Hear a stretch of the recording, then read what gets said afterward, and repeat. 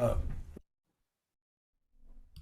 well, we have the after show. The after show was actually my idea in the beginning, and I'm really glad to be sponsoring the after show. And I'm hoping to do a lot of them because it's a nice continuation of Yeah. the theme of higher wisdom and higher thought, and we can do some deep dives into indigenous wisdom and have a variety show.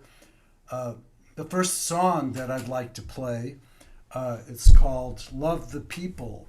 And I was actually sitting around a campfire. This is the first time I met Eostar and Matthias.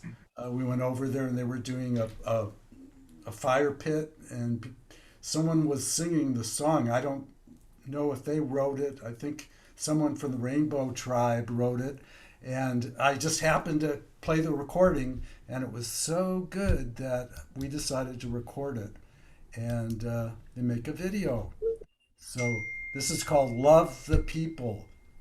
And here we go. This is Love the People. Let's put it on full screen. And here we go. Love the people. Love the people. You gotta love the people. Give the people your love. Give the people your love. Give the people your love. Love, love. Love, love, love. Love, love, love. Give the people your love. Love the sunshine. You gotta love the sunshine. Love the sunshine. Give the sunshine your love. Give the sunshine your love. Give the sunshine your love, love, love. Love, love, love.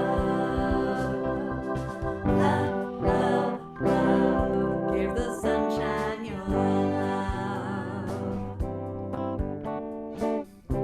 Everybody's just people doing the best that we can, trying to find a way to live together as friends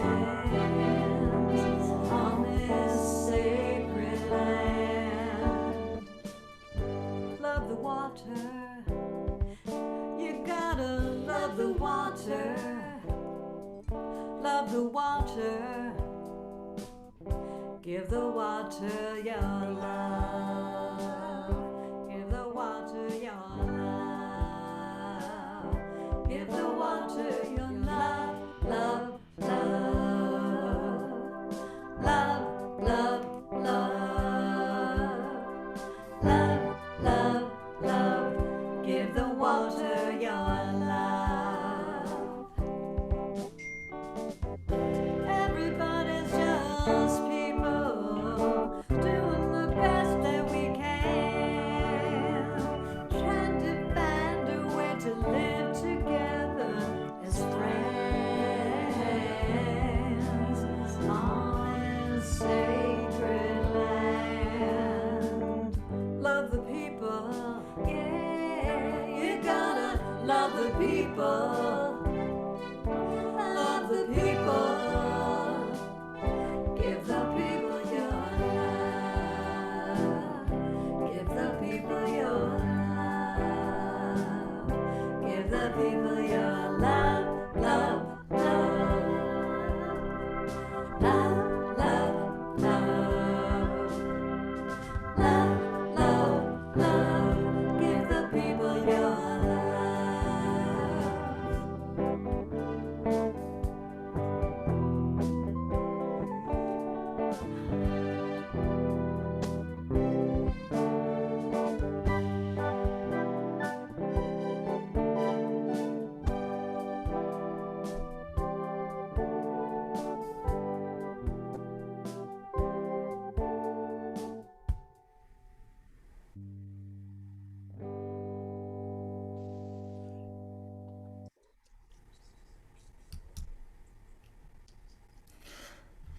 That was so much fun. Great job editing, Jay. I really want to acknowledge the great job you do with just all those images you chose. And hey, there's somebody here. Here's the lovely and talented Jane Kaplan. Jan Kaplan, she's the voice in that song. We've worked together for years. We have two bands. It's called Big Band Beatles and Swing 60s, and we did this song. So say Oh, what a joy to play music with Jay. How fun to share that. good. Also, we're going to have Greg Magick Bernstein on the show tonight. He's in the wings there. Very excited to have Greg. I'd met him. He was on a friend of mine's talk show during the week, and I heard him talking. It was just so deep and so powerful. And he really understands some things that we think the same way in a lot of subjects. And anything you want to share with our audience, Greg?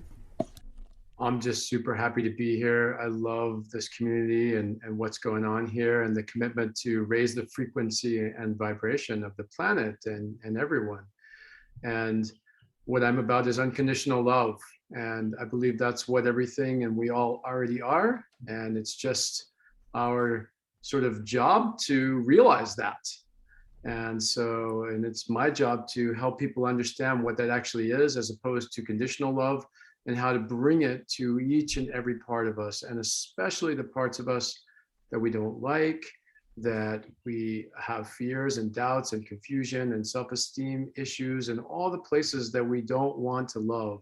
It's learning how to bring unconditional love to those places, which is different than conditional love, so that those places can heal and wake up to the fact that they actually already are love. They've just been distorted by the conditioning and the hurt that we experience in humanity. So I'm just glad to be here and participate in whatever way unfolds. Thanks for having me. Right. Let's see. Where am I? Here I am. So good to be back here. This is really fun. I like this. I'm a child of the 60s. I was actually born a little bit late because I really wanted to be where it was happening in 67. But, I was in Chicago in the suburbs instead. And, but I've always loved the 60s. I've had two bands that were like all 60s, the Beatles and Swing 60s. So I also made this video, which I'm going to play for you now, which is a tribute to the 60s. And we showed it on one of our earlier shows. So let's see what happens here. A little full screen. And abracadabra.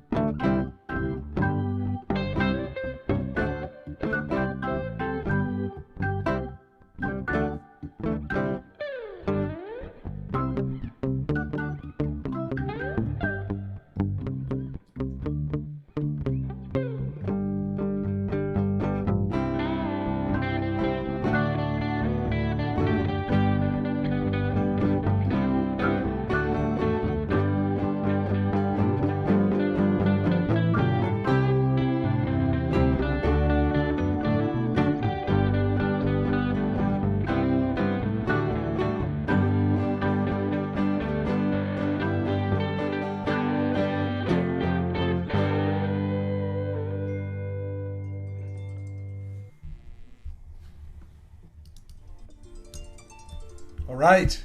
And we're back, and I see that my friend Kike White Elk is here. It said Jay, and I couldn't tell that he was here. I was so excited that I was afraid he wasn't going to make it. He's one of my really good Native American brothers that, he's going to lead us in a chant and a prayer, for the earth and for the First Nations and for the future and for the past. And I hope his audio is working.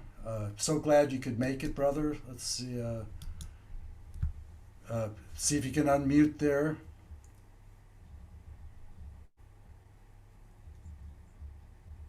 Can you hear me? Yes. Yeah, I made it. I've been watching both shows. They were pretty interesting. Great. I wasn't sure if I was on or not, but I kept playing with it until I got it. Did you have your drum? Oh yeah, I'm at home. I have my drum. I have my rattle. You want to take it over from here? Yeah, I'd like to open with just a small prayer, native prayer. It's for the people. It's for this earth. It's for all living things. And it's for enlightenment and to show that there is a tremendous amount of love on this earth still to be shared. And some of us are just waking up to it.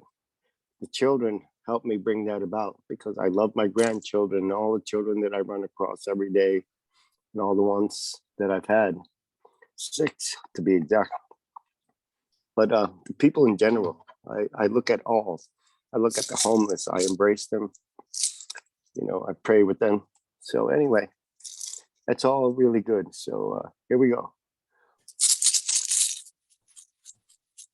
Yane oma kena ya hete yo suka chola okana ya heda yo yeda na shina wa ya wena kana he. And the heartbeat that relates to all cultures. Oh, te so swatan not te ya te hosa okiaka eskana estena ho ma cha ne ya yo. All the blessings to all the people, to all my generations. And here I am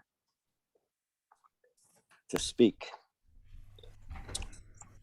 It's an honor for me to be on this show, actually, and for Jay to invite me, because I always share what's in my heart.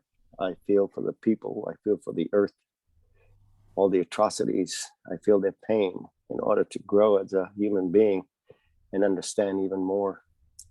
But lately, I just came out of hiding after 13 years. The elders been asking me to return back to the medicine wheel. And so I've done so. And my journey has begun recently with the pipe of the elders that was passed on to me and blessed by many elders throughout many tribes and also ceremonies. Anyway, it's an honor for me to speak on behalf of Native people and all the people wherever I can reach them. It's a good thing that this program, it invokes the love and the peace for all things, and that is good because this is what I try to do. I work in the circle of the medicine wheel because they call us healers. I'm called a ghost runner because I visit many places and I do healing ceremonies and I try to uplift people, whether they're sick or somehow they're disturbed in their life, something has gone wrong, and I let them know that it's okay because there's always light along that road that we walk in our journey until the destinies are shown to us at the last minute.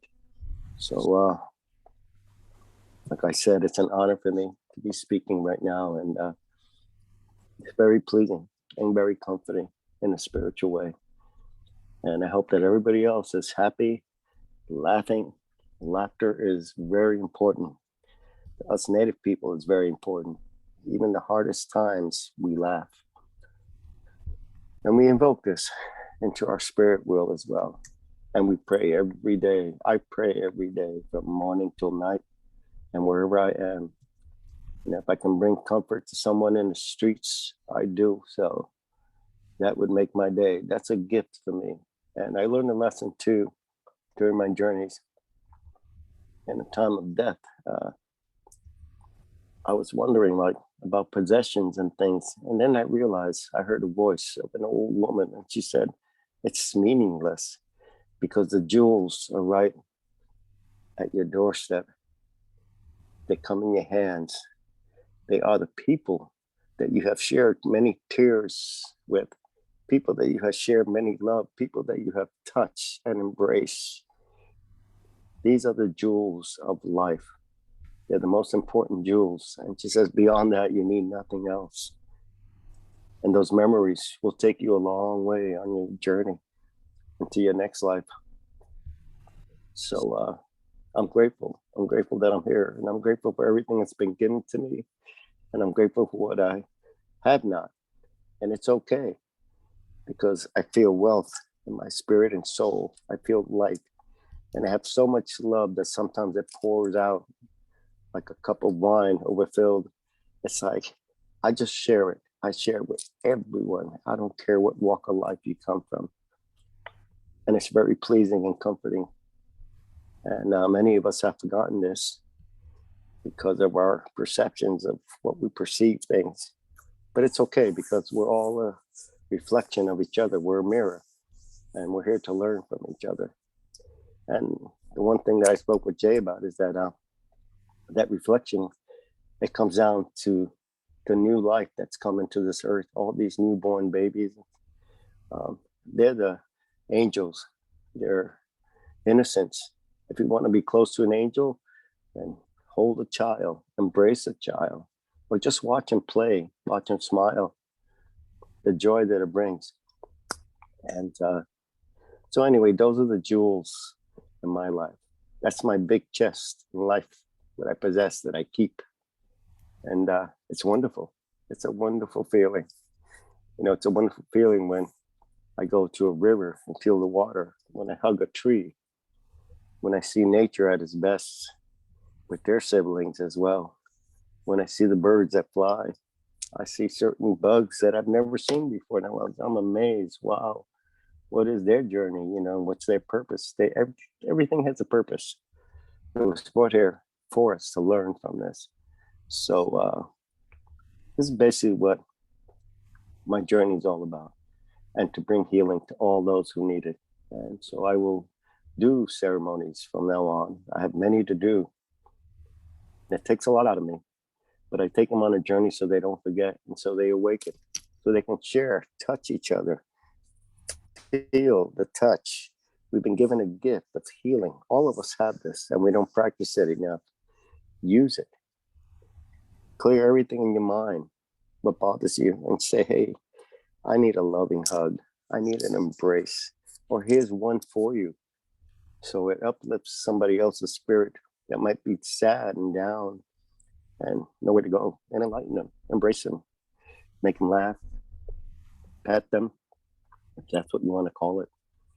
Some people do it with many things. I use in my ceremonies my eagle feathers. And that's the interesting thing that I spoke to Jay about, that, you know, he says we use feathers, you know, for that gentle touch. I use the eagle feathers for healing and that gentleness that it brings into the spirit, because I had an elder that some of you maybe have heard of, maybe not. But Fool's Crow was an incredible medicine man, lived to about 116 years old, and he was honored by Sitting Bull and many chiefs. They look up to him, and he came to me in a vision before his death. And the vision was about, he showed me on a plateau, a reservation, and he introduced me to a 3-year-old, at least, child. She was kind of dirty, but she had tears in her eyes. And as soon as my eyes touched with her, she took me into this journey around the world to see the poverty, to see the anguish, to see the war-torn countries with these children that are suffering. And these children, and what this little girl said to me was, forget us not, forget us not. And fool's crow said to me, walk softly as the eagle feather falls. And this was a vision that came to me in his presence. And I never forgot that. And I realized that I cherish the children of this planet and they need saving. And right now, part of my work is going to be in the next couple of weeks. I'm going to see many young people that are devastated on reservations and have no outlook in life of what's good, what hope they have. They feel all is lost. And I feel honored that I'm going to go there and see what I can say. I don't know. I'm not saying that I'm the savior or whatever, but if I can bring words of wisdom and awaken them and enlighten them and show them that their spirit is magic, their spirit is so full of tremendous magic, tremendous love, tremendous hope, and many other things, that they can achieve a hierarchy in their life if they choose to, and not choose to be walking like in the night in a desert, lost and nowhere to go. And I'm concerned with this because many are committing suicide. And so that's one of my next journeys and ceremonies to behold. And I hope I bring all the blessings of all the angels in the heavens. Angels exist. Thank you, Kike.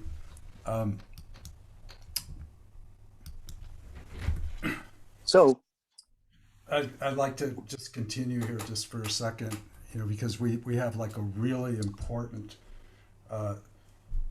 video that I wanted to show you. It's a Native American video. It's got Purify and other important leaders in it. Let me just put this up here.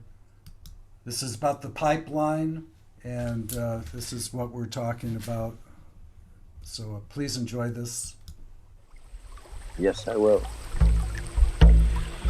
Ninga ishechike nebe onje. Ninga ishechike nebe onje. This is the same water that was here when dinosaurs were here. There is no new water. This is the only water we will ever know. This is the same water that my great ancestors drank from and harvested our wild rice upon. On this land where we belong, surrounded by the northern lights. On this land where we belong, beneath the starlit night. On this land where we belong, wild Menominee grows. Our blood runs red through the watershed of Nimamaki. On this land where we belong, rivers, lakes, and streams flow through the heartland of the sacred Mississippi.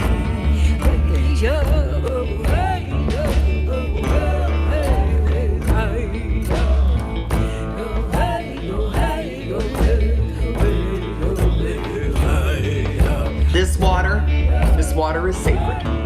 Water is sacred because without water, there is no life. You cannot drink oil.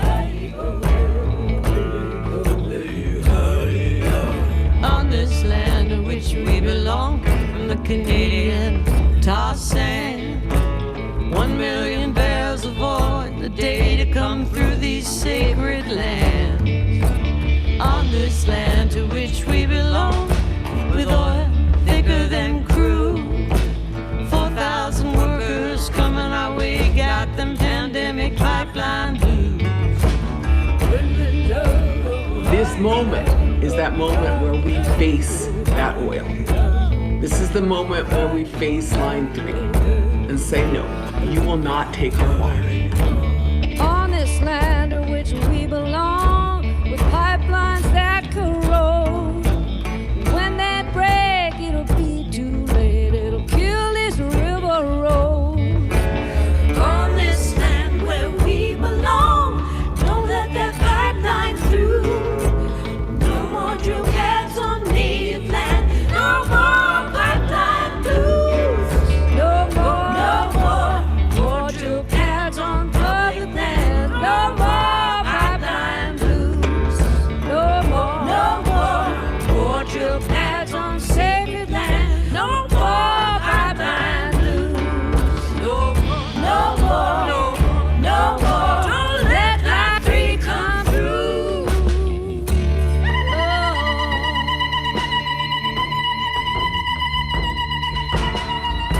You are a story fed by generations. You carry songs of grief, triumph, thankfulness, and joy. Feel their power as they ascend within you. As you walk, run swiftly, even fly into infinite possibility. Let go that which burdens you. Let go any acts of unkindness or brutality. Let go that which has burdened your family, your community, your nation, or disturbed your soul. Let go one breath into another. Pray thankfulness for this earth we are, for this becoming we are, for this sunlight touching skin we are, for the cooling waters we are. Listen now as earth sheds her skin. Listen as the generations move one against the other to make power. We are bringing in a new story. We will be accompanied by ancient and new songs, and will celebrate together.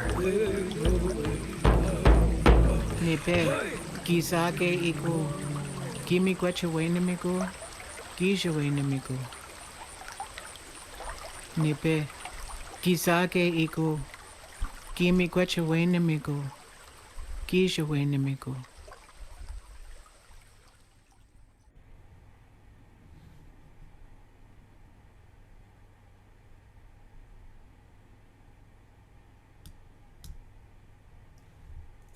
And we're back. Yes, line 3, that's very important to Saturday Night Live, and we've been covering the story and watching it and trying to help, giving money to the Lakota People's Law Project.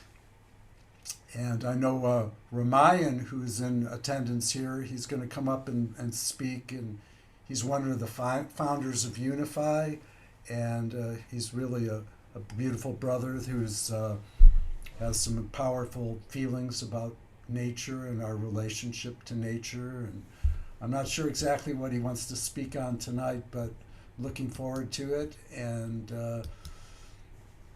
I give you Raamayan. So good to be here, family. Thank you for having me. Jay and Saturday Night Alive.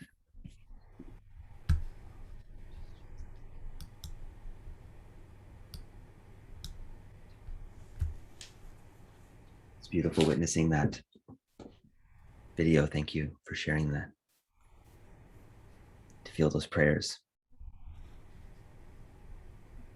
Not a lot of people are aware of what it takes to stand in that fire and to stand and truly defend the sacred.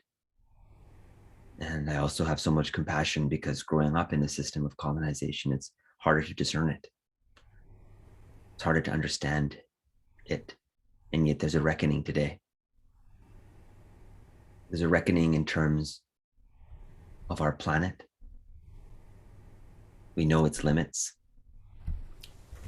There's a reckoning in terms of our identity. Who are we? What does it mean to be human?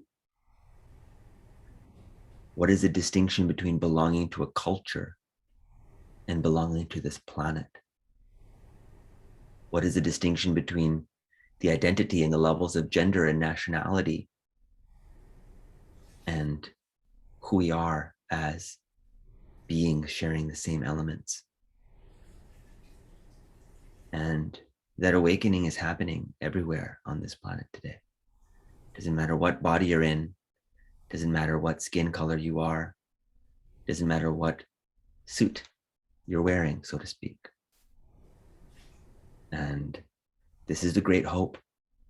This is the great prayer that all of the wisdom traditions, be they Eastern or Western, indigenous, all wisdom traditions really are indigenous. Because it is wisdom that's carried through ancestry, it's carried through time. And true rich cultures that have lived for long periods of time have passed down deep wisdom that come from their sages, that come from their beings who have spent their lifetimes accessing the inner dimensions to understand the nature of reality itself. And this is the prophecy of our times. We have the emergence of mysticism and yoga spreading around the planet. We have the reawakening of reverence for the indigenous way of life and knowledge. There's a re-remembrance that is taking place because it's encoded into our very DNA.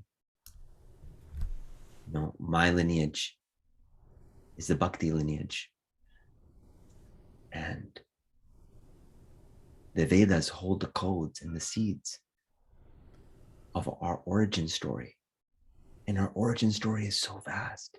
If we knew how eternal and how ancient we truly were, if we knew that we were intergalactic travelers on an epic journey and an epic quest, if we saw ourselves in our true nature and our true light as fragments of Creator, dreaming life into being, how would we act? Instead of being a victim of a circumstance, we're empowered creators. And the only thing that gets in our way is we become attached to attitudes and opinions and viewpoints about things. But in the natural state of inner silence, of connection to life, we see the truth. And the truth is so obvious. Can we not see that we're all eating the same food and of the same earth, and that our body is nothing but earth? It's not us and earth, it's we are earth. It's not us and water, it's we are water. We are air. Does anything exist without light in the sky? Are we not powered by light?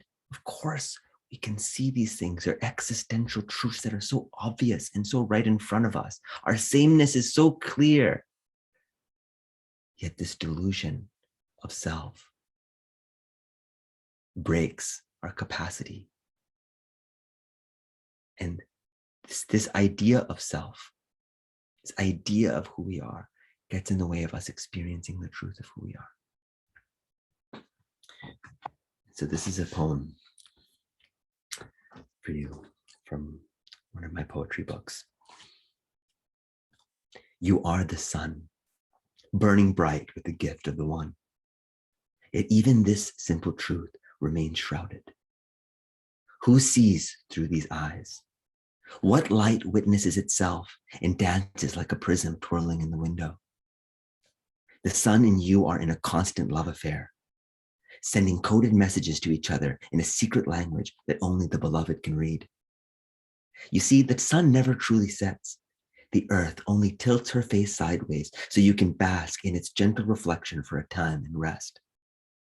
The secret, my friend, is that the master blew a fragment of itself into you, yet quickly concealed it in a candle holder, for the light was immature, wild, untested. It needed time to find its own stillness so it could too light the spark of another soul. And so it sent us to mentor under a great teacher we call the sun, our big brother, so we could too learn to become as generous, consistent, and loving. Beloveds, you are the sun. There is not a molecule in your body that could live without this love affair. Not a single molecule could live without this love affair. One day, we will put aside our little notions of self, crafted in the playground of the Father, and rise into this great truth and never be limited again.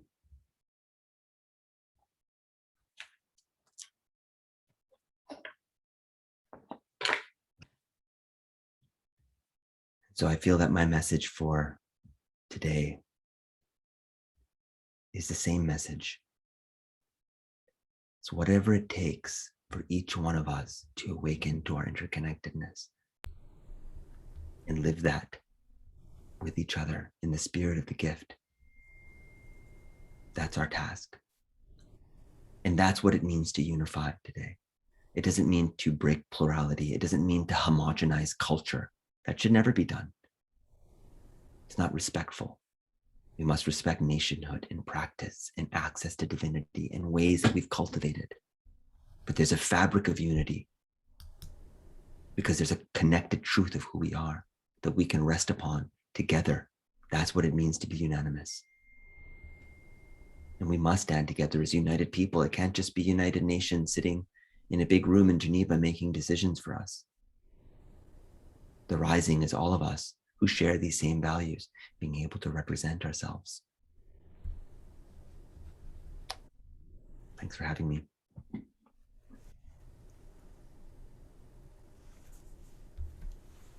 Thank you. It's always a great pleasure to listen to you speak. I am a wisdom seeker and appreciate you. Speaking of appreciation, we're going to bring Magick on for another moment. We're talking about, doing like shares, like for a minute and a half, maybe, just whatever's in your heart. I could go first if you want, or maybe Magick, do you want to go like for a minute and a half, whatever. I have a little timer. It goes off after a minute and a half. I'll just start just to show you how. Yeah, please do. So I'd like to say a prayer for everyone watching here, that everyone will be blessed. And if everyone blesses each other, if we all just bless all of our blessings, that makes it become exponential. And we all have unmet needs, and I ask that the Great Spirit will come forth and help us and show us and lead us and teach us and move us forward towards the light so that we can be beacons of hope and peace for this world, and help us to be the solution. Let us be the solution to the world's problems. With every breath that we take, may we move closer to the light, and may our decisions be blessed. And thank you for blessing everyone watching this, and our families, and our finances, and our health. And it's a great pleasure to be here. I want to thank Scott Katamas and Deborah and everyone that works to have these shows, because we wouldn't be here. And we need a voice. We need a voice these days. And this is it, folks. This is where we start. So that's my time. That's a minute and a half. And I guess Greg can go next, and then Kike and Raamayan. Stop. And even Scott, if he's still around, if he'd like to join in. So Magick. Yeah, hey everyone. I love listening to these beautiful brothers share, and I hear prayers and talks of unification and of the dissolution of separateness.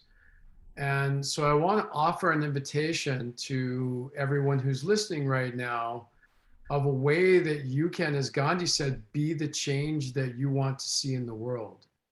I want to invite you into an opportunity to actually go into the experience of oneness, to a doorway into that. When most people say they want oneness, what I find out when I speak to them is what they really want is halfness. They want the light, they want the conditional love, they want the laughter, the happiness, the joy. They don't want the darkness, they don't want the shadow, they don't want their fears, their doubts, their confusion. But that is a part of reality as long as we are still here in this dualistic, bifurcated reality of separation. And so to unify, we can all do this ourselves by going inside, perhaps after the show.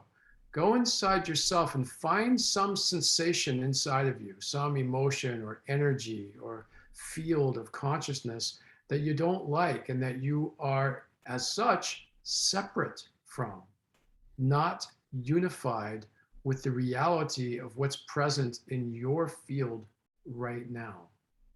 And can you bring consciousness and awareness and presence to that? Can you bring unconditional love? Unconditional love is, it's not separated, it's not bordered, it's undifferentiated. It's not like conditional love. It knows no boundaries or borders. It is everything and can penetrate anything. And when it does, it heals and returns us to our natural state of unification with ourselves and therefore with all that is.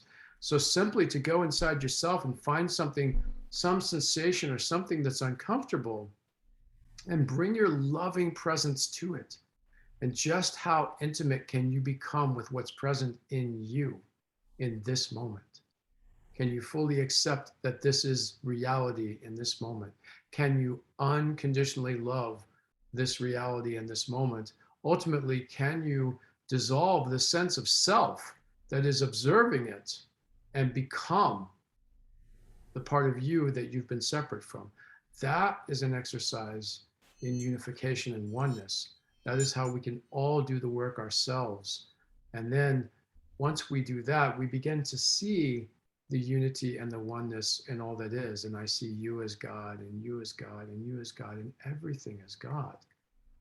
And so this is what I would invite you into as this evening is going to be closed out, is to really go inside and find God, find love. It's right there inside you right now. You are what you've been seeking, and you are what we all have been seeking, each one of us. I thought I heard a little sound there, Jay. Was that my timer? Yeah, that's your timer. Okay, yeah, sorry, I wasn't sure. So thank you so much for the time and space to share that. And I apologize earlier when you introduced me, I thought we were just in introductions. I probably would have had much more to say, but I'm glad I got to share just now. Thank you. Yeah, we want to bring you back. We could do a round or two of this. We usually just use the timer and just wind up. You know, I let it go longer so you can complete your thought. And I'd like Kike to come on and say a prayer. You know, this man really is a walking prayer, and you know, his wisdom is the kind of wisdom that moves things forward. You're gonna have to unmute though. So we'll just set it. We'll give you like 2 minutes because we're. Oh, you're still muted.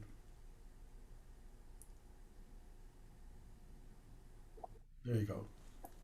Can you hear me? Yep. So far from listening to everyone, it's been very profound. I mean, there's not much I can say beyond what they have said. It's what I seek, you know, to seek that inner light so I can enlighten across my path wherever I walk every day, you know, and whatever tears that I have to share that brings enlightenment also to people. We're in a war right now. It seems like darkness is trying to prevail. And the thing is that since we are awakening, we have a tremendous force of light that walks with us. It's God, it's the heavens, it's the angels, and other deities that people believe in. They all come down to the same thing. But the thing is to remember that we all exist as one, and we all are the same people. Like it was said earlier in the show, I couldn't have picked better words. I mean, both parties that I've listened to are very profound in their words. And it's what I seek basically in my life, in my journey as I awaken also. I'll share with many. And there's a lot for me to awaken as well, since I've come out into the medicine world again.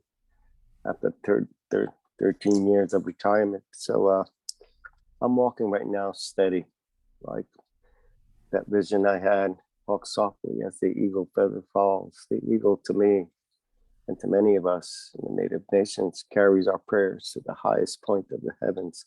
So I'm just trying to do this as well. Try to walk softly, be humble, be kind, be gentle, and seek light every moment. From the moment that we get up, from the moment we blink, we breathe, we hear, and we need to encourage many to take a walk in nature, listen to the wind, listen to the silence of the wind. There's many messages in spirit. Hug a tree, look at the plants and enjoy them. Watch the water streams, which the gentleman had said, we are water, we are the sun, we are the light. This is all part of life. And this awakening that has been happening throughout the world right now, it's the greatest thing that could happen, because many of us have forgotten so much, worrying about so many different things in the material world and emotional and envy and so many other things. There's so much to explain, but it'll all come to us as we journey, walk this path, and as we practice it as well. And the idea is to be humble at all moments of life and enjoy that prayer, enjoy the light that comes into your body and soul, because we are light. We are the healers of this planet, and we have the power to heal this planet that's been given to us. And this is what we need to do, and rejoice every moment that we can, no matter what goes on in life. So anyway, I appreciated all those who spoke earlier, and I humble myself to them as well. And I thank you for myself listening to everyone speak. It's been an incredible journey and evening, and there'll be more to be said as I walk further in my life in the days to come, in the years to come. So anyway, I ask for all the blessings and blessings to all of you. With Godspeed. Aho.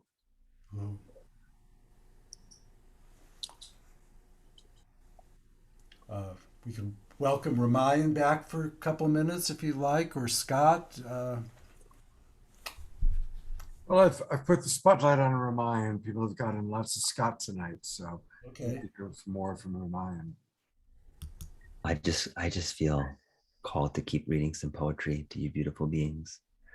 So this is a few small poems from this book called Ragini, and it's the sister to a book called Gitanjali by Rabindranath Tagore. Some of you may know Tagore.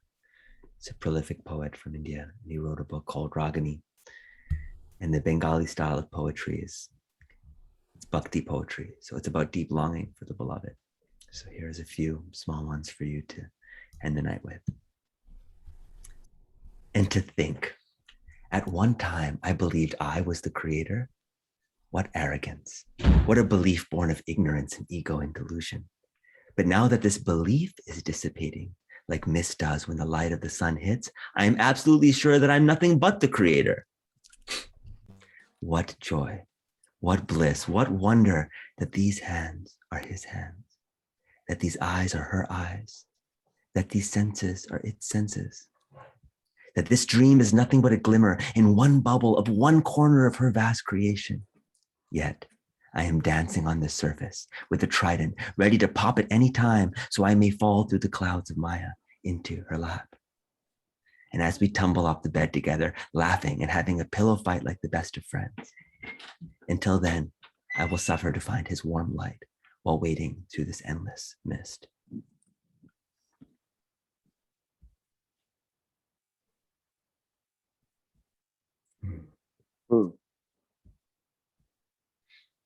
Great. I like that. Just beautiful. Thank you. We're going to bring Magick on for another round here. Would you like to go again, Magick? Sure. I was actually moved by the poetry, and I was like, oh, I want to go find one of my poems, but that would take a moment, and I don't want to do more poetry when that's so beautiful. I like to just let it percolate. So perhaps I will just continue with what I was speaking about, which is the illusion of us being separate from anyone or anything. That all of that is programming and conditioning of this third dimensional physical material reality, which on one level is real. And that's okay. You know, if somebody walks in right now and they, hit me, it's going to hurt and it matters. And so in some sense, there is this physical material reality. But at the same time, seemingly paradoxically, there's also the greater reality that we are all one, that there is no difference, that the same thing that is me, is you, is the tree, is the fox, is the plants. And when we realize that, when we step out of or heal or resolve our illusions of separation, then we see everyone and everything as God and as us. And that's when the peace that this evening stands for really begins to happen. It starts inside of us. We're not going to get peace by trying to spread it out into the world necessarily, but by actually finding the peace inside of us, by finding every place inside of us that's conflicted, every place inside of us that is not feeling peaceful, that is not knowing that it is God, that it is love. Because when we know we are infinite, when we know that nothing actually matters in this world because it's all temporary, then we're at peace. And then we don't inflict our hurting on others because we're not in that hurting. We're in the peace of the oneness that we are. So finding those places inside of us where we have fears, where we don't like things about ourselves or others, where we are in judgment.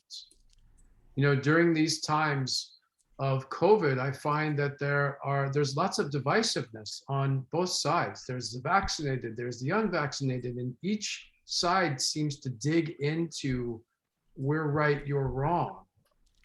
And there isn't a right and wrong. That's something made up by the mind. That's something made up here in duality, in thought form. It's not real. It's not black, it's not white. And so can we love the place inside of us that judges the other, that finds wrong in them or wrong with us, or thinks that we're right? So that those egoic needs, which bring us the false sense of security and safety, can heal and be resolved, and we can realize the love that we are and feel safe in that, even though we know we're not. So now is the time for each of us to really, really drop into the places where we're in blame and where we think the other is wrong, and to find that wound. That is a wound inside of us that needs our love, our presence, our care, our attention, so we can heal that. And then we can bring passion, compassion, care, action, but not judgment and hate and blame. I think I heard that little chime again. Yeah, Jay? That's the one. Okay, thank you so That's much. beautiful. Thank you so much. Really blessed to have you on the show. It's beautiful to be here. Thank you so much. Um, Good to see you, Scott, by the way. Oh, thank you.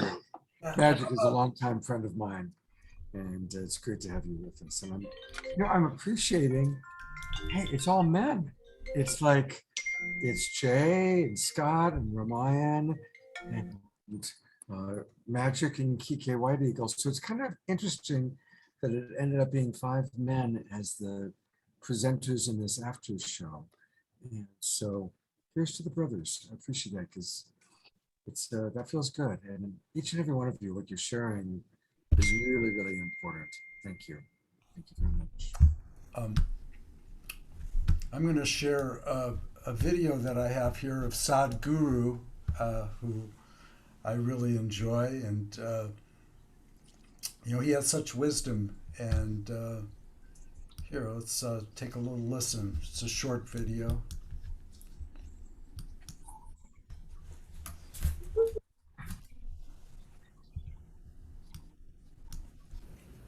People ask me, Sadhguru, how do you operate with all these people?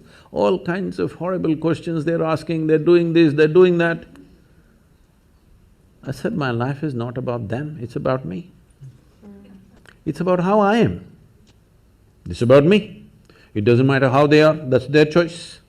But how I am is my choice. This is my way. No matter what they do, I'm like this.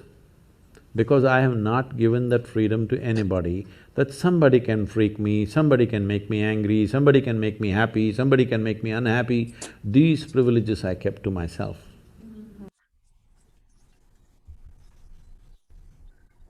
Oh, okay. It's beautiful. That was short.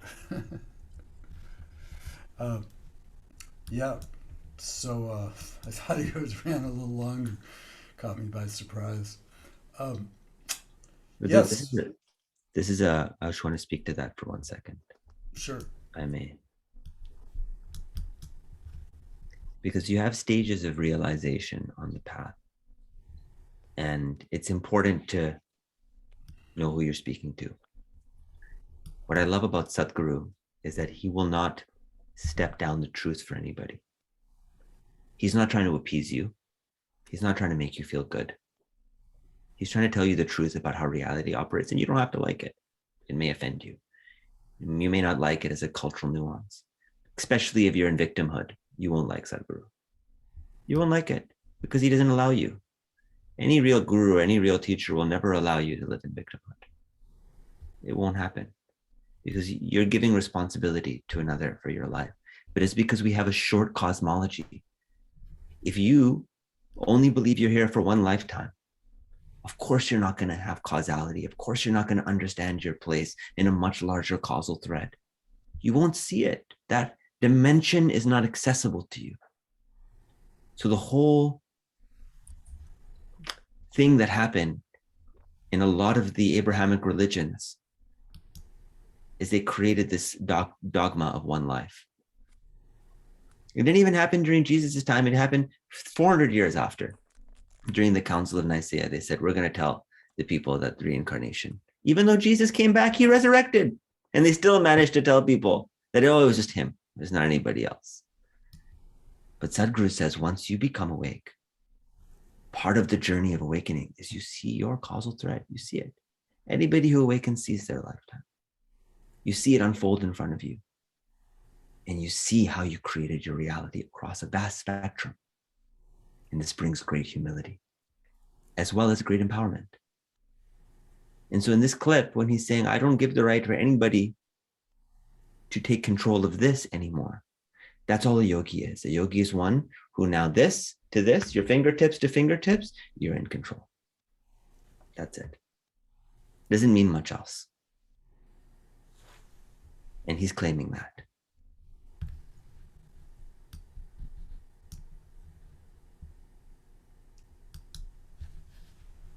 Thank you.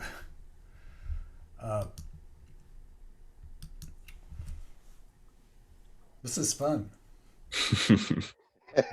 Glad you're here, and I'm glad everyone's here, and I hope everyone's blessed, because unless everybody's blessed, you really can't enjoy your blessings. And we pray for all our friends every day. We get together in prayer pods and we pray for our blessings to be blessed. And boy, I just tell you, almost everyone in my life is really blessed, and it feels real good. So I feel blessed. My beloved's bringing me a cup of tea right now. How blessed am I? I'm going to play it. Hello. It seems like an angel just appeared. I'm up. So I'm going to play this this video that Jan and I put together, and I think you'll like this. It's really fun. Here we go.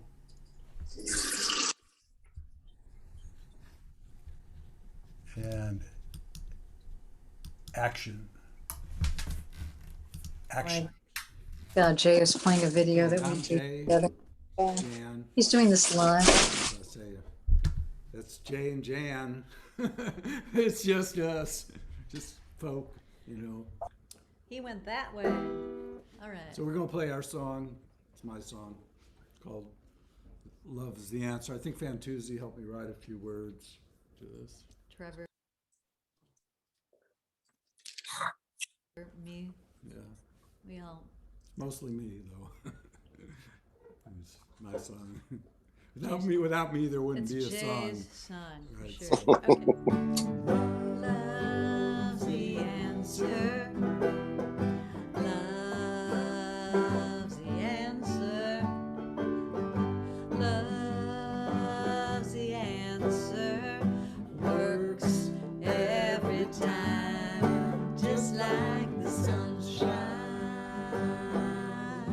Just like the sunshine. You gotta Love everyone. gotta Love everyone. Our time has come to love everyone. Shine like the sun. Got to shine like the sun. shine, shine like the sun. You got to shine, shine, shine like the sun. And believe that there's Something better, you know, something better around the bend. something Something better, come on around that bend. that's love. Love's the answer. Love's the answer.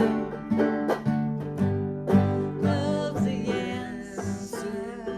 Works every time, just like the sunshine. Just like the sunshine. Sunshine. Gotta dig Dig, dig down your soul. deep down inside. You got to Turn, turn yourself around. Gotta believe that there's something better coming around that bend. Gotta believe that there's something better. It'll never end. got to shine, Shine like the sun. You got to Shine like the sun. Our time has come to shine like the sun. Just like the sunshine. Just like the sunshine. Just like the sunshine. Just like the sunshine. You got to love everyone. You got to love everyone. Love everyone. Our time has come. to love everyone. Love everyone. Our time has come to love everyone.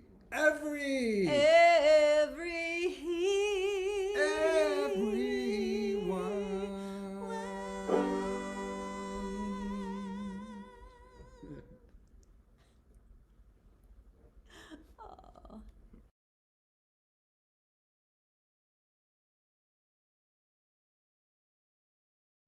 That was a lot of fun. That's why I put on these shows so I could play my music. And that was the lovely and talented Jan Kaplan. You want to take 2 minutes, Jan? Only if you want to. Well, I just encourage everybody to be creative and have some fun and love everyone and celebrate life as much as you can. And every day is a gift. And thank you, thank you, thank you. And sending blessings out to all of our listeners and people out there. And hey, Scotty, and all of our friends that are still in the Zoom room. I love it so much. So thank you guys all for just hanging in there with us. I think Scott has a wisdom jewel he was going to play. Oh, You want me to play it, or do you have it queued up? Give me a second and I'll pull it up for us. These are the other wisdom jewels that you pulled together. Let's take a look at which one you guys chose. This is from Jay and Jan.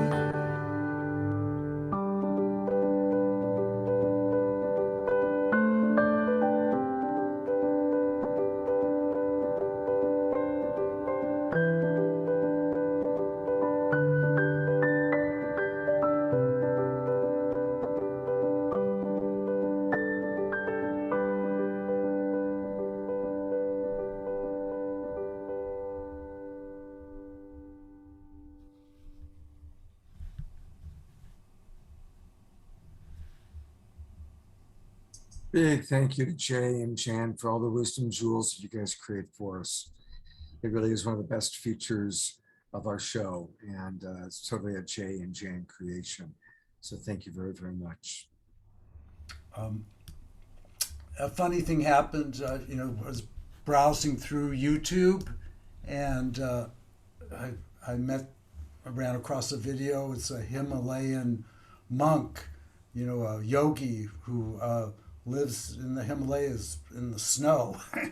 And I took a shower, and I usually don't take cold showers. And he came to me and told me to take a cold shower, and I turned it on cold, and I did exactly what he's doing here. So, I'm going to play you this video. He asked me to play it on the show. I guess I'm talking to Himalayan yogis these days, so this is his video.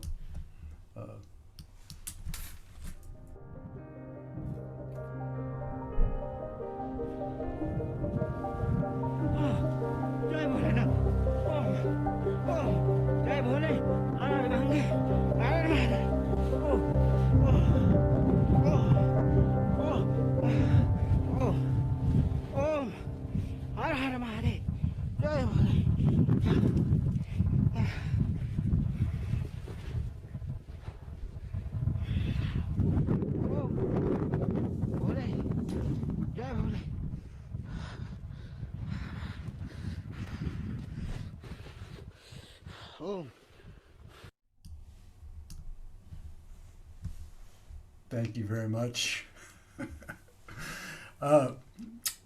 Yeah, I was going to wind up the show with that clip, but Scott, had a video that he wanted to show of who was that, Scott?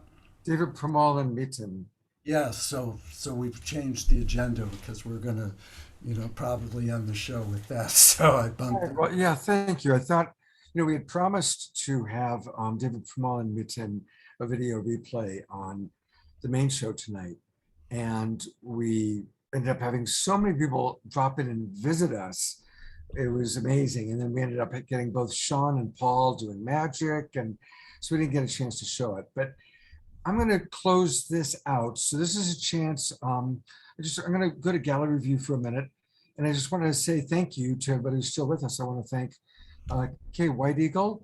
It's my first time meeting you. And I'm really glad that Jay discovered you and brought you into our Global Peace Tribe connection. Many of you can see Matthew. He's a new member of our team who I'll be meeting in 2 weeks when I'm in North Carolina. Magick Bernstein, dear friend. And just want to encourage everybody, if you want to go on a vision quest, see if Magick's got any availability. He's amazing. He's absolutely amazing. I've had the opportunity to personally work with him like that, and he's quite incredible. Jay, thank you for putting together and sponsoring tonight's show and after show. Jan, have a safe and wonderful trip down there. And for everybody, we still have 103 people in our Zoom room. So thank you everybody for watching and sharing it out. And excuse me, before we get too far into this, yeah, the show's not over, folks. We got a whole bunch more stuff that's really. Oh, I thought we just agreed we're going to end with this. No, well, I want to end with that, but I'm not ready to end yet. That's I misunderstood. I thought you were introducing. It's okay. It's okay. But yes, because I wanted to talk about a couple other things that are very important. But thank you. Sorry I misled anyone. Here, I'm going to keep going right here. What I wanted to talk about is I wanted to touch on nuclear testing and global warming and the glaciers melting. And I've got some footage here. Well, this isn't videos, actually. This was after the 5th nuclear test by France in December 27th, 1995, first week of January. This was the East Coast blizzards. Worst storm of the century. It was after a nuclear test. And even 25 years later, no one's mentioned nuclear test, worst storm of the century. And then on January 27th, that's like the next month, they did a test. It was 2/3 bigger. And this was the headline there. It said, killing cold hits U.S. It was 2/3 of the U.S. It says there's 75% of the nation shivering, so cold that jewelry freezes to the flesh. This was after a nuclear test. And, so I wanted to add that. Did you guys see that footage there? Did you see that? I'm not sure if I shared the screen correctly or not. But let me share this again. No, Jay, we didn't see it. I'm sorry. Yeah, well, this was the worst. You can see it now, right? Worst storm of the century. This is after a nuclear test. And New York City was closed. You couldn't see your hand in front of your face for 3 days. The whole eastern seaboard was shut down and frosted in Florida. And it was after a nuclear test. And the reason that I'm mentioning all this is because, you might remember when Puerto Rico was destroyed. That was after the last nuclear test by North Korea. That was a real big. It was the same size as this test. They're killing cold hits U.S. 2/3 of the nation in a deep freeze. right there, 75% of the nation in a deep freeze after a nuclear test. Yeah, so these pictures, this is the oil fields in Kuwait that were burning, and I'm wondering why they don't include this in the global warming equation. There were 300, oil fields that were on fire, and they couldn't put them out for weeks. And every time that we blow off a bomb, that's a lot of heat. And for some reason, they don't include this in the dialogue of nuclear testing. And I've studied this phenomenon. Now we're just talking about war and nuclear testing, but it has had a terrible effect. They used to do nuclear testing in the oceans, in the water that heats up the water. So the water's being heated up every time they do a nuclear test, and the glaciers are melting. And so the reason I'm mentioning all this was that was September 3rd, 2017 was the last nuclear test. You might notice September 3rd this year, that's when New York was flooded. It's the same date as the nuclear test that happened 4 years earlier. The Hurricane Ida, it's interesting because that's my grandmother's name was Ida, just ravaged, New York City and the East Coast. And, it's really important somehow that we get the message out there that nuclear testing, it's worse than just bad. It's wreaking havoc on the environment in a way that affects us all, especially here in the Bay Area. We could have an earthquake like they have in Haiti and different places. So I just wanted to share some of that with everyone. And I think that's about it. I'll give you back to Scott now. I wanted to share about nuclear testing because nobody else seems to be putting it together in the way that I have. And it's important that we all know that historically bad weather happens after nuclear tests, and it affects all of us. Well, thank you, Jay, for doing that research. And I know you've talked about it with me privately. So a big thanks to Jay for tonight's show. And a reminder to everybody that starting next week, the after show and the early Zoom room show are going to be for Global Peace Tribe members. So if you haven't already, go to globalpeacetribe.com and register. I thought it'd be nice to conclude as we kind of transition from Saturday night and prepare to go into Sunday with Deva Pramal and Nitin, who are going to sing the Gayatri Mantra. They were guests on Saturday Night Live. My wife, who passed away, knew them very, very well.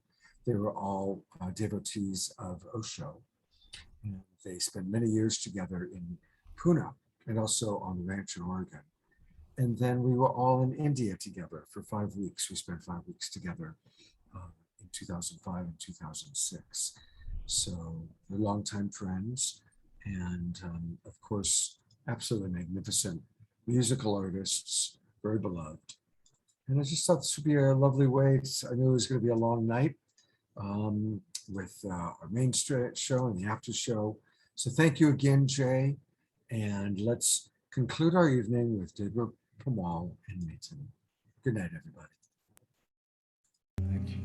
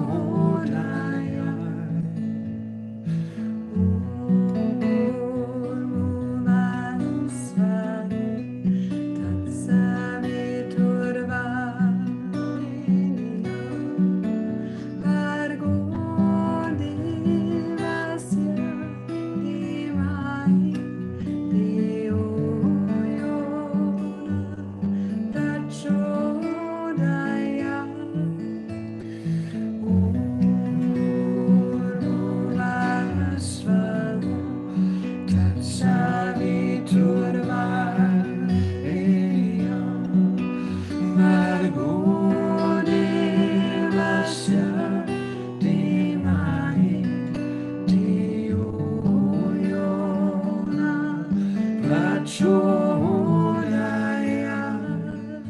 I'd like to invite you to sing this for yourself in your rooms and your temples. I'm sure you all know the words to the Gayatri Mantra, and we'll play for you.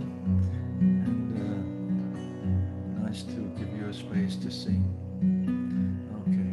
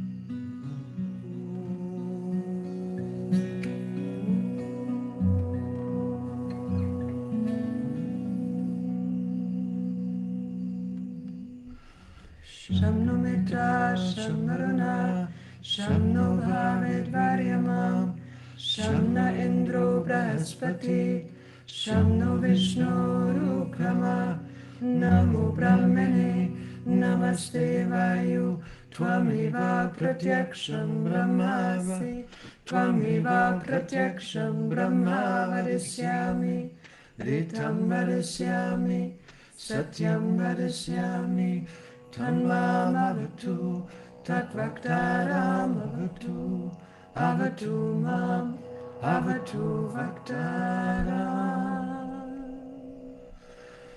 Om Shanti, Shanti, Shanti.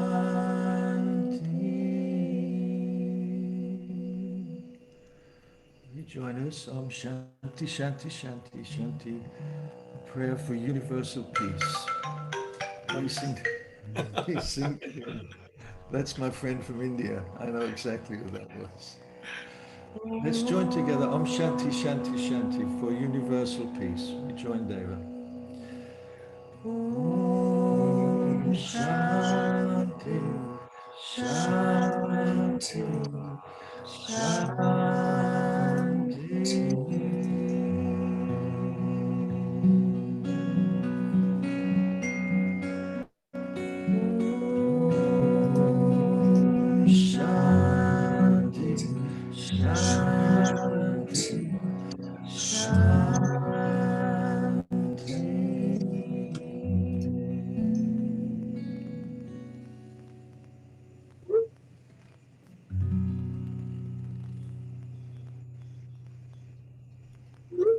Just take a moment to close your eyes. Just come home for a moment. So excited to be all together. This is a moment we can be together, really together in our hearts, in our silent moment with the Gayatri Mantra.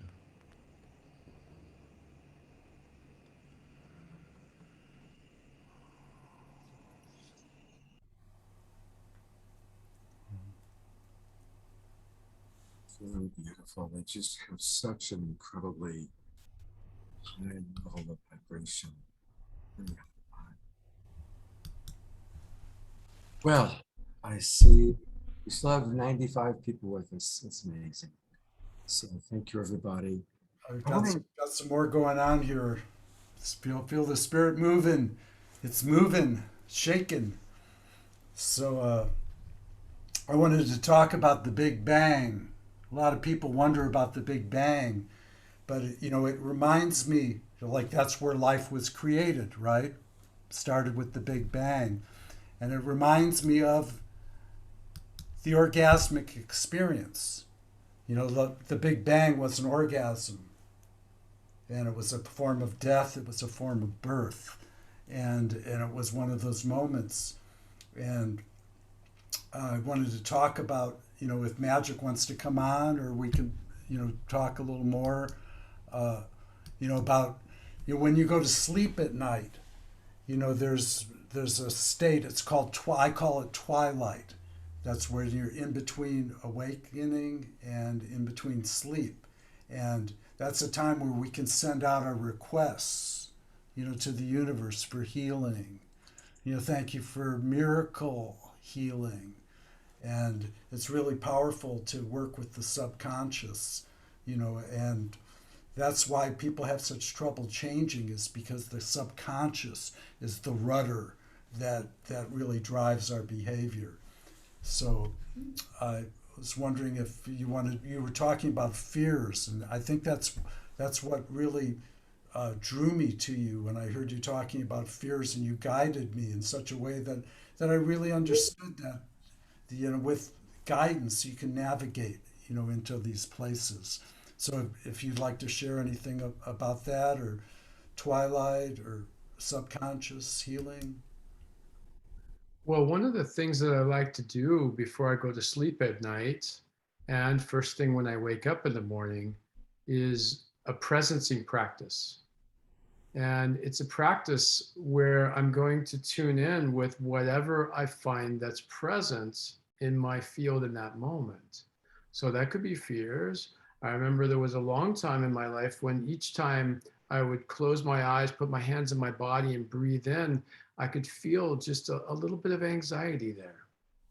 In fact, I remember at the beginning of this pandemic that we were in back in maybe March of 2020, when there was a tremendous amount of fear on the planet, I started feeling that in my body. And so my practice was to just lay in bed, maybe before going to sleep, put my hands on my body and start to breathe and to notice, where do I feel the strongest sensations in my body?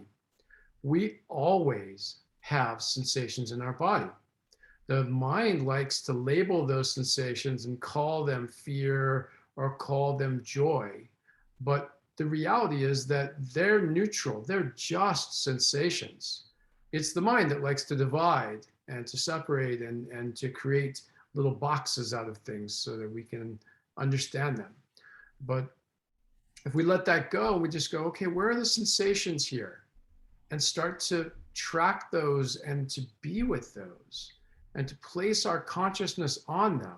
When we do that, we're becoming more intimate with ourselves, because most of us are distancing ourselves from ourselves because our mind is judging the sensations in our body as good or bad. Oh, these ones I don't want and these ones I do want. And when we do that, we're walking around manipulating reality with an agenda.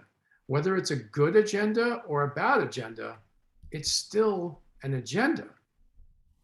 And when we can drop into what's present in our being, then we immediately are not in the mind anymore. We've now placed our consciousness on the body, which is our vehicle here on earth. And at dream time, when we take our breath is the connection between the conscious and the unconscious. When we are breathing normally, we're not thinking about it. It's an unconscious action. So then when we take our consciousness and place it on the breath, we're building a bridge between conscious and unconscious, which is a perfect thing to do as we go into the dream time, which is a place where that bridge is occurring, and to bring our full presence into that, and to bring what's really going on inside of us more into presence, so that if we do have some loss or some hurt or something that's troubling us, it can actually metabolize. Our presence metabolizes emotions. It's how our emotional body works. We don't get stuck in a particular emotion if we're being with it and we're loving it. Then it just moves and it empties. And so this is a wonderful time to practice this, because we're still, we're quiet, we're in bed, we have no other distractions. And a lot of times during the day, we're busy. We're too busy to experience ourselves, to be with ourselves.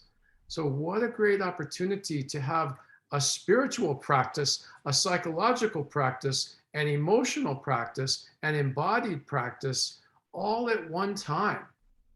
How present can I be? And if I'm present, then I'm unified with me. And then anything that is hurting or fearful or doubtful, if I bring presence to that as well, it's going to show me what it's about, how it got there, and it's going to empty and heal and resolve. And we find ourselves in more peace. So I find this a very beautiful thing to do when I'm going into the dream time, and also to start my day, to wake up being present. And often when I wake up in the morning, I've been sleeping all night long, and what I haven't been doing while I've been sleeping is avoiding all of the things that I don't want to feel and experience. I've been asleep, so I haven't been doing that. So I wake up and there it is, right there. When I lay in bed in the morning, I can often discern in the most present and easy way what's going on inside of me.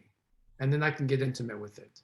And that gives me the opportunity to become one with myself. And every time I do that, then I experience that on the outside as well. If I want to have empathy, if I want to have compassion, then can I have empathy with me? You know, if I want intimacy with others, can I have intimacy with myself? You know, a lot of people will deny what's true and present in themselves, and they do spiritual bypassing, which is the idea that I can just place my consciousness on happiness and love and joy and unity, and that I can just hold it there and it will be. It doesn't usually work that way. You're basically at wherever you're at with your unconditional love and your joy and your consciousness. But to go to the next level, it's how do you bring that love and how do you bring that presence to the places where it's not? So this is a practice that wakes us up out of tricking ourselves into thinking that we are more spiritual than perhaps we are. It's by actually being with our shadow and allowing ourselves to be present with everything that's there. I loved what you just said about tricking yourselves, because you know, one of the books that I read that changed my life was called Think and Grow Rich. And that's where I learned about this twilight meditation.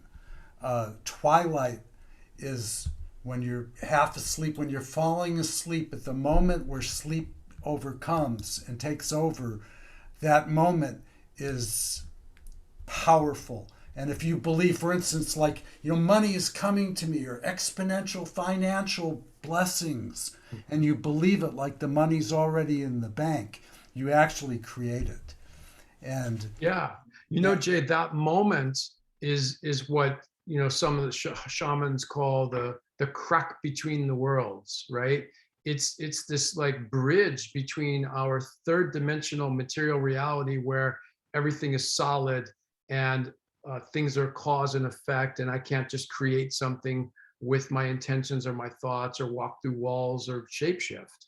But that moment is the bridge into multidimensionality. Notice that in your dreams, you can shapeshift, you can walk through walls, you can instantly manifest something. You're not limited by the rules and laws of science and physics. And that moment, right when you're falling asleep, is the bridge between those two worlds. And it's actually the infinite. It's the void. It's the space between breath, the silence of all that is and isn't. And so anything is possible there. That's also the way that heaven is. Like when we leave this body and we go to another dimension, people don't remember, but you actually can do that. You can fly, and then you can change into a bird, or you can, go down a waterfall, like for, miles, or go over diamond, crystal, emerald forests.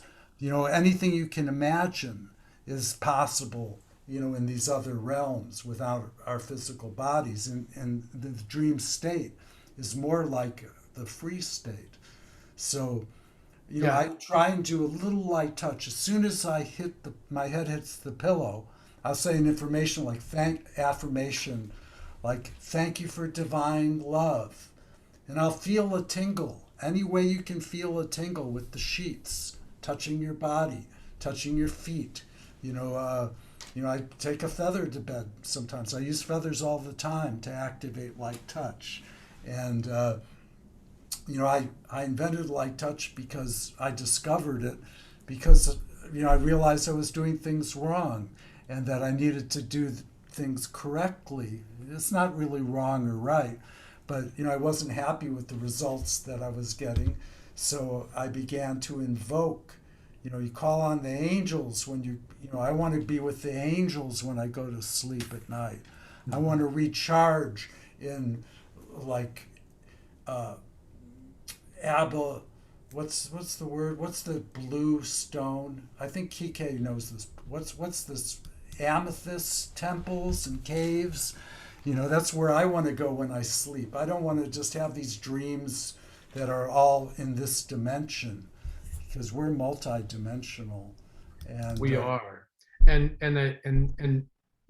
being a person who has experienced a lot of those kinds of things that people dream about, walking through walls, shape-shifting, being in two places at once, I've experienced a lot of those things in my life. We all have the capacity to experience that here in this body, in this life, not necessarily in the dream world. It comes from cultivating a relationship with the void, with the deep silence, with the all that is, with what we really are, because that's the infinite, and that's the multidimensional space where there is no separation, where literally I am everything. And so when I've walked through a tree before, which I have, or I have turned into another person, or have been in multiple places at once, it's from stepping into that place that has no limitations. In Huna, which is ancient Hawaiian mysticism and spirituality, they have these 7 principles that they say if you embody them, you're awakened out of the illusion of this reality. And one of them is that there are no limits. And then they have another one that says you are what the world is, what you think it is. So if you combine those two and you remove all thoughts and there are no limits, everything and anything is possible. And that moment of sleep is the doorway. And it's really important to believe your affirmations. You believe like the money's already in the bank. This is from Napoleon Hill. And I created $75,000 in 10 days. After I wrote it down every night, I went to sleep and focused on my affirmation. And I was trying to get money at the time. And that's why I bought this book. And it actually worked. And I did it twice in my life, and it really worked. And before we close, I don't know if Kike's still here. White Elk, do you have a closing prayer that you'd like to add, Kike? I have a prayer that I have written at the Sundance, but it'd be too much trouble to go through it to find it. But it was a very special. My poetry is about prayers that I've encountered and experiences and ceremonies and Sundance rituals. But okay, well then I guess we're going to sign off.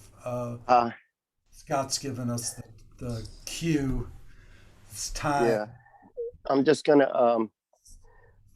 do something gently, if I may. Let me see here. I need my little drum here, medicine drum. Oops, here we go.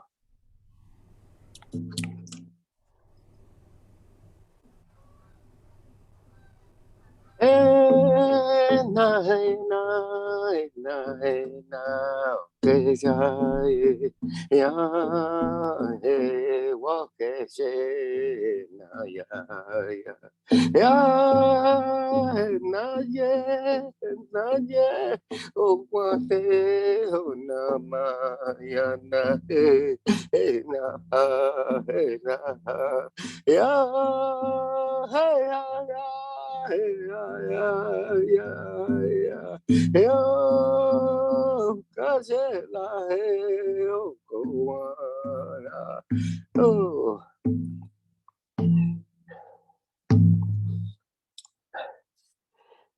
Keep the spirit in the light and keep the hope always, every moment that you walk in life. And that's all I wanted to say. And to peace and harmony to this earth and all living things. And blessing. And God bless all of you. And Jay, all the blessings to you. Thank you so much for having me on your show. And it's been an experience and a lesson as well. And I really humbled myself to all those who have spoken. They've spoken wisely and truthfully. And that's all I have to say. It's been an honor to listen to all of you and all the blessings every moment that you walk in life. Aho.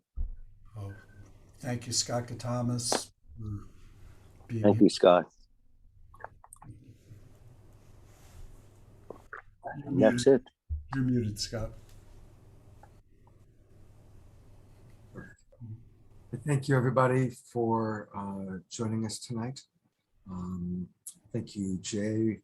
Thank you, Kike. Thank you, Magick. And thank you, the people still watching. God's blessings.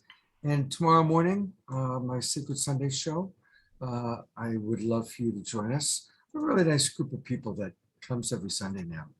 And I'll be introducing you to my friend, Reverend Fajun, who has created something called Zen VC. Most of you probably know NVC, Nonviolent Communication. Fajun studied with me, actually, and he's become a great NVC teacher. He also teaches Zen, and he's brought them together into Zen VC. So we're learning all about that tomorrow morning, 10 o'clock Pacific time. That's less than 12 hours from now. So hope you can join us. Thank you, everybody, for watching, and have a beautiful, beautiful, restful evening. And incorporate Magick and Jay's ideas about how to rest tonight. Good night, everyone. Good night, and thank you.